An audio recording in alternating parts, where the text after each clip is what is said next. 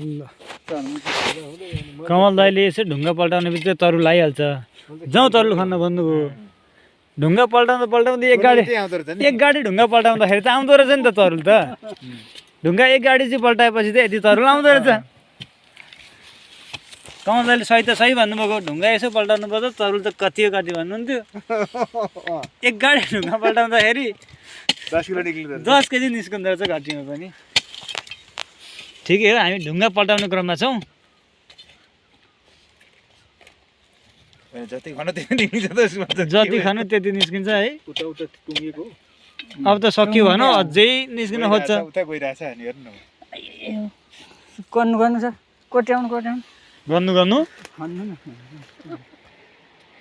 ऐसे निस्किएकै हो नि यतिको निस्किनेकै छ। कमल निकै छ। यहाँ लगभग 15 केजीको दर त छ नि, 15 केजी छ लगभग। ल अब कमल दाइले दुर्गा सरले हस्तान्तरण गर्नुभएको छ हतियार।